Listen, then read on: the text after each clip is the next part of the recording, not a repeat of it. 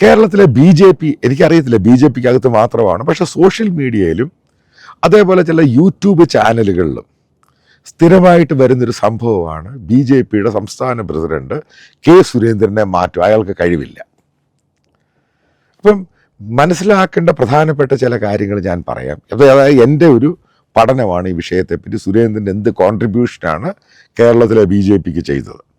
എല്ലാ വർഷവും ഓരോ മാസവും ഓരോ പ്രസിഡന്റിനെ മാറ്റുന്ന ഒരു ഭൂഷണമൊന്നുമല്ല ഒരു പൊളിറ്റിക്കൽ പാർട്ടിക്ക്.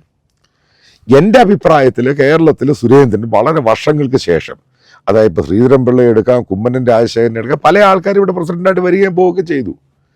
അതിനകത്ത് നേട്ടമുണ്ടാക്കിയത് ഈ കാസർഗോഡുകാരൻ സുരേന്ദ്രൻ തന്നെയാണ്. ഇപ്പം ശബരിമല ഇഷ്യൂ എടുക്കുക. ശബരിമല ഇഷ്യൂവിൽ രണ്ടും കൽപ്പിച്ച് ആ സമരത്തിൻ്റെ മുൻപിൽ നിന്ന് ഏറ്റവും ത്യാഗോജ്വലമായ രീതിയിൽ മുന്നോട്ട് നയിച്ച സുരേന്ദ്രനാണ്.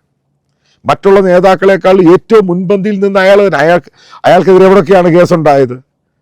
പിന്നെ പൊളിറ്റിക്കലി ഇപ്പം കഴിഞ്ഞ പാർലമെൻറ്റ് ഇലക്ഷനിൽ BJPക്ക് കേരളത്തിലെ പല മണ്ഡലങ്ങളിലും, നിയോജക മണ്ഡലങ്ങളിലും, ആ വാക്കാണ് ഞാൻ ഉപയോഗിക്കുന്നത്. പിന്നെ തൃശ്ശൂരിൽ സുരേഷ് ഗോപിക്ക് ഇത്രയും വലിയ വിജയം ഒരുക്കുവാൻ വേണ്ടി സുരേന്ദ്രൻ്റെ ഉറപ്പായിട്ട് ആ ലീഡർഷിപ്പ് പ്രയോജനം ഉണ്ടായിട്ടുണ്ട്. ഇപ്പോൾ CPMൻ്റെ പല കോട്ടകൾ എടുക്കുക, ഇപ്പോൾ കായംകുളം എടുക്കുക, അതേപോലെ ആലപ്പുഴ എടുക്കുക, പല മണ്ഡലങ്ങൾ എടുക്കുക. ഇവിടൊക്കെ സുരേന്ദ്രൻ്റെ ലീഡർഷിപ്പിൻ്റെ ക്വാളിറ്റി കൊണ്ട് തന്നെയാണ് ഇവിടൊക്കെ നേട്ടമുണ്ടാക്കാനും ഇത്ര ശതമാനം വോട്ട് BJP കൂടാനും ഉണ്ടായ സാഹചര്യം. കേരളത്തിലെ പൊളിറ്റിക്സ് എന്ന് പറയുന്നത് ലെഫ്റ്റും റൈറ്റും ആ രീതിയിലാണ്, UDF LDF ആണ്.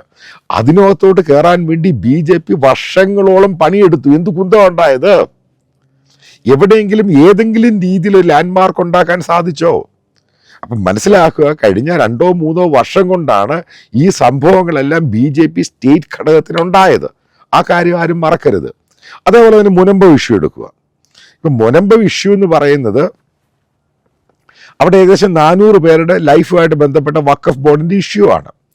ഇതിന് കേരളത്തിൽ ആ ഇഷ്യൂവിന് ഇത്രയും പ്രാധാന്യം കൊണ്ടുവന്ന് BJP ആ ഇഷ്യൂ ടേക്കപ്പ് ചെയ്തപ്പോഴാണ്. അത് മനസ്സിലാക്കേണ്ട പോയിന്റാണ്. അത് നേതൃത്വം കൊടുത്തത് സുരേന്ദ്രൻ തന്നെയാണ്. അതിൻ്റെ ഭാഗമായിട്ട് നിങ്ങൾക്കറിയാവുന്നതാണ് കേരളത്തിലെ കാത്തലിക് സഭ ഒന്നടങ്കം BJPക്ക് അനുകൂലമായി. അപ്പം അതിൻ്റെയൊക്കെ റിസൾട്ട് പാലക്കാടും ചേലക്കരയും വയനാടും വരാൻ പോവുകയാണ്. അപ്പം ചില യൂട്യൂബേഴ്സും അതേപോലെ സോഷ്യൽ മീഡിയ ഇൻഫ്ലുവൻസേഴ്സും അവരുടെ പേഴ്സണൽ കാര്യങ്ങളാണ് സുരേന്ദ്രനുമായിട്ട് കൂട്ടിക്കുഴയ്ക്കുന്നത്. So stupid actually.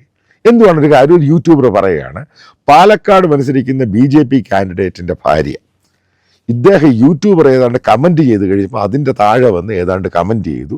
അവസാനം തെറിവിളിയും ബഹളവുമായി. അതുകൊണ്ട് കൃഷ്ണകുമാറിന് വോട്ട് ചെയ്യരുത്, മറ്റേ രാഹുൽ മാങ്കൂട്ടത്തിന് വോട്ട് ചെയ്യണം. ആലോചിച്ച് നോക്കുക. പേഴ്സണൽ സംഭവം എടുത്ത് ഇത് ഇഷ്യൂ ആക്കി അതിൻ്റെ പ്രസിഡന്റിനെ എല്ലാം താറടിക്കാൻ നോക്കുന്നു. പിന്നീട് മറ്റൊരു കാൻഡിഡേറ്റിനെ പറ്റി പറയുന്നത്, അവരുടെ കൂടെ ഫോട്ടോ എടുത്തു, അതിൻ്റെ പേരിൽ അവരെ തോൽപ്പിച്ചു കഴിഞ്ഞ പാർലമെൻറ്റ് ഇലക്ഷനിൽ. എല്ലാം പേഴ്സണൽ അജണ്ടയാണ്. അതാണ് നോൺസെൻസ്. കാരണം ഇതിൻ്റെ വ്യാപ്തി എന്താ സംഭവം ഒന്നും അറിയത്തില്ല. എല്ലാം പേഴ്സണലായിട്ടാണ് എടുക്കുന്നത്. ഈ പേഴ്സണൽ അല്ല പൊളിറ്റിക്സ് എന്ന് പറയുന്നത്. ഇപ്പം കേരളത്തിൽ അച്ചീവ്മെൻ്റ് ഉണ്ടാക്കുവാൻ എൻ്റെ അഭിപ്രായത്തിൽ പല സ്റ്റേറ്റ് പ്രസിഡന്റ് അവരുടെ പ്രവർത്തനമൊക്കെ ഞാൻ കണ്ടിട്ടുണ്ട്. ഇതിനകത്ത് സുരേന്ദ്രനാണ് കഴിഞ്ഞിട്ടുള്ളത്. പിന്നെ ശബരിമല ഇഷ്യൂ ഇത്രമാത്രം ടേക്കപ്പ് ചെയ്തില്ലേ?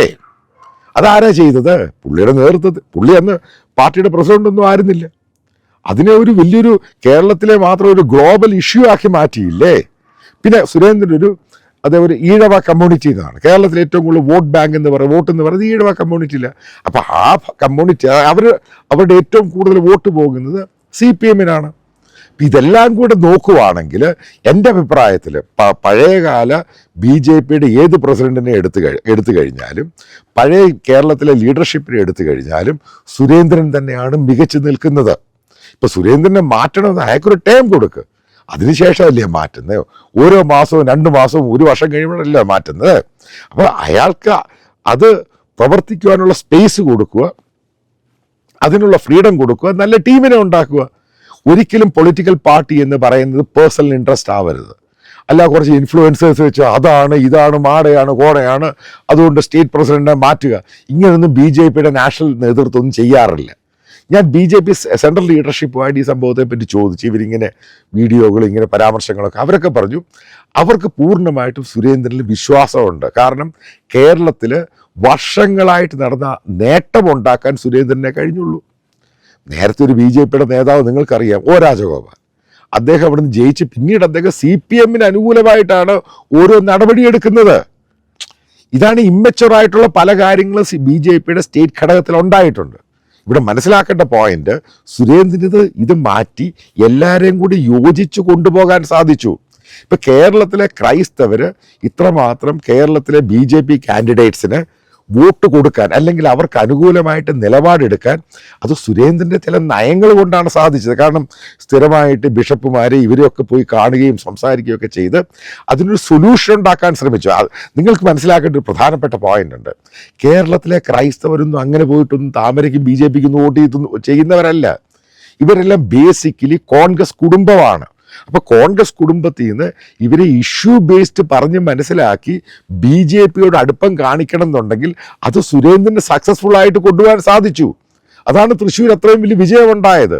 മറ്റുള്ള പല കോൺസ്റ്റിറ്റ്യുവൻസിയിലും അസംബ്ലി കോൺസ്റ്റിറ്റ്യുവൻസിയിലും BJP-ക്ക് അപ്പർ ഹാൻഡ് ഉണ്ടാക്കിയത്.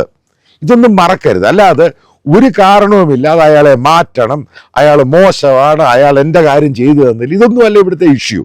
ഇവിടുത്തെ ഇഷ്യൂ എന്ന് പറയുന്നത് സുരേന്ദ്രൻ്റെ അവസരം കൊടുക്കുക. അയാൾ പെർഫോം ചെയ്തിട്ടുണ്ട്, അയാൾ കംപ്ലീറ്റ് പെർഫോം ചെയ്യട്ടെ. അപ്പം അതിന് സ്പേസ് ഉണ്ടായി കൊടുക്കുക. അല്ല വല്ലാത്ത രീതിയിലുള്ള അറ്റാക്കും ഈ കാര്യങ്ങളായിട്ട് മുന്നോട്ട് പോയി കഴിഞ്ഞാൽ ഉറപ്പായിട്ട് അത് സുരേന്ദ്രനല്ല ആര് വന്നാലും നിങ്ങൾ ഇങ്ങനെ തന്നെ ആയിരിക്കും പ്രവർത്തിക്കുന്നത്. അതുകൊണ്ട് പുള്ളിക്കൊരു സ്പേസ് കൊടുക്കുക, ടൈം കൊടുക്കുക. അയാൾ എല്ലാവരും കൂടെ ജോയിൻ ചെയ്തിട്ട് ഒരുമിച്ച് അത് കൊണ്ടുപോകാൻ ശ്രമിക്കുക. ഒരു സന്ദീപ് വാര്യർ പോയി വേറൊരാൾ എന്തെങ്കിലും പറഞ്ഞു, അല്ലെങ്കിൽ ശോഭാ സുരേന്ദ്രൻ മറ്റുള്ള കാര്യം പറഞ്ഞു. ഈ ശോഭാ സുരേന്ദ്രനൊക്കെ ശരിക്കും BJP-യുടെ ആളുകൾ തന്നെയാണ്, കേഡർ തന്നെയാണ്.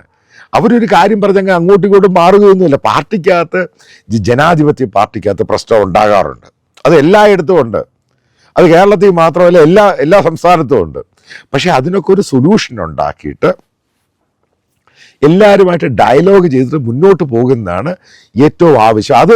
അതിൽ സുരേന്ദ്രൻ ഇന്ന് നാൾ വരെ വിജയിച്ചു എന്ന് തന്നെയാണ് എനിക്ക് പറയുവാൻ സാധിക്കും. കാരണം പാലക്കാട് ഇലക്ഷൻ്റെ റിസൾട്ട് വരുമ്പോഴും, ചേലക്കര വരുമ്പോഴും, അതേപോലെ തന്നെ വയനാട് വരുമ്പോഴും നിങ്ങൾക്ക് വ്യക്തമായിട്ടറിയാം സുരേന്ദ്രൻ എന്താണ് കേരളത്തിലെ BJP കോൺട്രിബ്യൂട്ട് ചെയ്തത്. എത്രമാത്രം ക്രിസ്ത്യൻ വോട്ടുകൾ മാറ്റുവാൻ വേണ്ടി അയാളെ കൊണ്ട് സാധിച്ചു, എത്രമാത്രം CPM-ൻ്റെ ഈഴവ വോട്ടുകൾ BJP-ക്ക് അനുകൂലമായിട്ട് കൊണ്ടുപോകാൻ അയാളെ കൊണ്ട് സാധിച്ചു. ഇതൊക്കെ കാണണം, ഇതൊക്കെ കണ്ടിട്ടാണ് വിലയിരുത്തേണ്ടത്. അല്ലാതെ അയാൾ ഇന്നതാണ് മോശമാണെന്നൊക്കെ പറയുന്നതിൻ്റെ അകത്ത് അടിസ്ഥാനപരമായിട്ട് ഞാൻ വിയോജിക്കുന്നു.